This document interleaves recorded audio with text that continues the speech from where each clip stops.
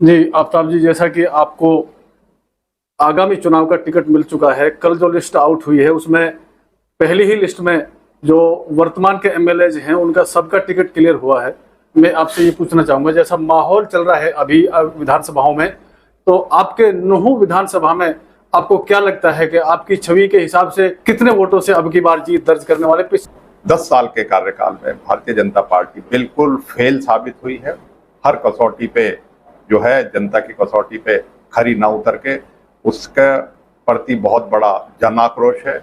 कुशासन, प्रशासन पे व्याप्त भ्रष्टाचार और कुप्रबंधन, चाहे बिजली की बात हो, पानी की बात हो, जो बुनियादी चीजें थी सरकार का काम था, उसमें भी ये सरकार विफल रही है।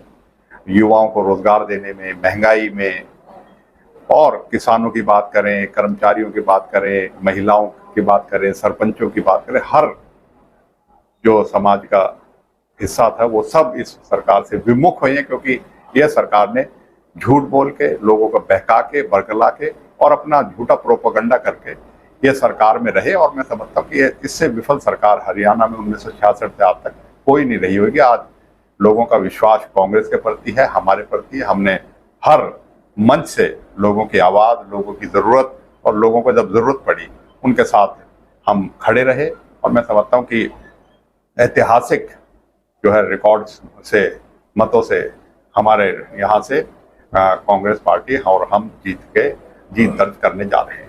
5 साल आप विधायक रहे हैं, अपोजिशन में आपकी पार्टी रही है, अपोजिशन के लीडर रहे हैं आप। 5 साल के कार्यकाल में ऐसे कौन कौन से काम रहे हैं जिनके आधार पर उम्मीद लगाई जा सकती है कि जनता हमारे साथ जुड़ी रहेगी? नहीं, सत्ता में रहना और विपक्ष में रहना दो अलग बात है। सत्ता की जिम्मेवारी लोगों के काम और विकास करने के, विपक्ष में सरकार जो काम नहीं करती उसको विवश करने की बात है, लोगों की आवाज उठाने की बात है और लोगों को हक दिलाने की बात है। जिस तरीके, जैसे मैंने कहा, बिजली पानी एक बुनियादी जरूरत है, वो ये सरकार जो है देने में विफल रही। उसके लिए हमने सब जगह आवाज उठाई, विधानसभा से लेकर हमारा शहीद हसन का मेडिकल कॉलेज है, उसकी क्या हालत बना दी उसमें। उसके लिए धरना प्रदर्शन तो यहाँ किया और विधानसभा में और अधिकारियों से और सरकार से, मुख्यमंत्री तक से मिलकर उसके लिए कुव्यवस्था को सही करने के लिए पूरे प्रयत्न करे और जो हो सकता था उसके लिए आवाज उठाई गई। तो ये जो है हम समझते हैं कि चाहे कोरोना काल था, चाहे उसके बाद की बात है, चाहे नुहू में जो पिछले साल दुर्भाग्यपूर्ण घटना हुई, हिंसा हुई और उसमें जान माल का नुकसान तो हुआ ही हुआ, उसमें आपसी विश्वास का और लोगों में एक दूसरे के प्रति जो यकीन था उसमें जो है ठेस पहुंची थी। हम समझते हैं सारी सरकार की कमियां थी और उन चीजों को उठाने के लिए ही हमने हमेशा खोया। अच्छा, मैनिफेस्टो में क्या क्या ऐसे वादे हैं कांग्रेस के जो पूरे हरियाणा में हमने लाखों लोगों से अपनी मैनिफेस्टो जो है बनाने में उनसे राय ली है। जो भी उस राय के अनुरूप, जो भी हरियाणा वासियों को और हरियाणा प्रदेश को जो भी जरूरत है और जो नीति निर्धारण उसके अनुरूप बनानी पड़ेगी उसके लिए कार्य करेंगे। बहुत जल्दी हमारा मैनिफेस्टो आएगा, उसमें हमारे इलाके के लिए भी, चाहे शिक्षा की बात है, स्वास्थ्य की बात है, चाहे और विकास की परियोजना की बात है, सारी जो है उसमें शामिल करने की कोशिश हमने करी है।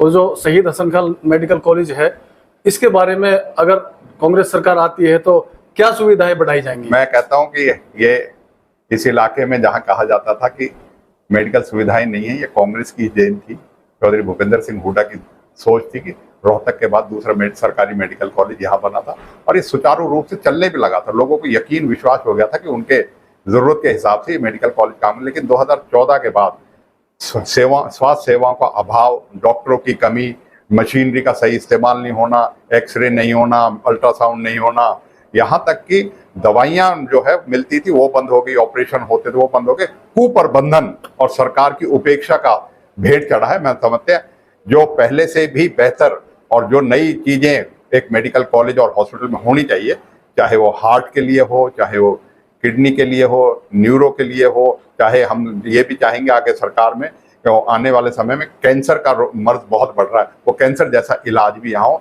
तो हम समझते हैं सारे इलाज यहाँ होने चाहिए। मेडिकल कॉलेज एक हमारी शान है, हमारा एक हजारों करोड़ रुपए की सोच के बाद ये बनाया था। इस इलाके की गरीब जनता को जो है उनकी जरूरत को पूरा करे, स्वास्थ्य की जरूरतों को, तो हम इसको बहुत बेहतर बनाएंगे और इसमें जो भी कमियां हैं उन कमियों को दूर करेंगे। तो एक बात और मैं पूछना चाहूंगा, जब आपका टिकट क्लियर हो गया था कल, तो कार्यकर्ताओं में और वोटरों में कैसा उल्लास देखने को मिला था आपको? वो तो जिस दिन से हमने पहले 1 जुलाई से पार्टी का अभियान चलते रहे हैं पूरे 5 साल, और हमने भी 1 जुलाई से अपना जन न्याय यात्रा शुरू करी थी। उसी में देखने को मिल गया था कि लोग इस सरकार से त्रस्त हैं, जो बेइंसाफी हो रही है उसकी न्याय की लड़ाई में जब हम साथ मांगते थे तो उन्होंने बहुत गर्मजोशी से साथ देते थे। और 16 अगस्त से जब से आचार संहिता लगी, जब से मानते हैं कि लोग खुल के अपने विचार व्यक्त कर रहे हैं और इस सरकार को जो है चलता करने को, इस सरकार को सत्ता से बाहर करने के लिए हमारे पूरे जोश खरोश से और हमारे साथ मिलके और ज्यादा जो है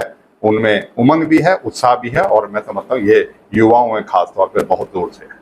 अब कौन सी तारीख को नामांकन? 10 तारीख को, 10 सितंबर को हम नामांकन भरेंगे। उसमें हमारे नेता चौधरी भूपेंद्र सिंह हुड्डा, चौधरी उदय भान जी, अन्य नेता जो है वो शिरकत करेंगे।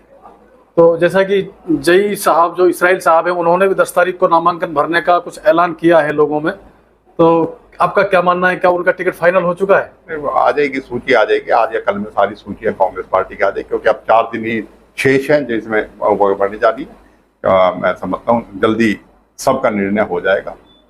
तो वोटरों से क्या कहना चाहेंगे? मैं वोटरों से कहेंगे आपकी बार अपनी आपसी उसको छोड़ के इलाके के विकास के लिए, अपनी बहबूदी के लिए और बच्चों के मुस्तकबिल के लिए, अपने युवाओं के जो उनका रोजगार मिले, उनको तरक्की मिले और इलाके में भाईचारा अमन रहे, नफरती और विभाजनकारी ताकतों को हम उनको जवाब दे सके, उसके लिए एकजुट होकर कांग्रेस के साथ आइए, जिससे कांग्रेस ही आपको बेहतर शासन, बेहतर विकास और आपसी भाईचारे और उसका का समन्वय बना के रखती है और आपके अनुरूप सरकार काम करती है।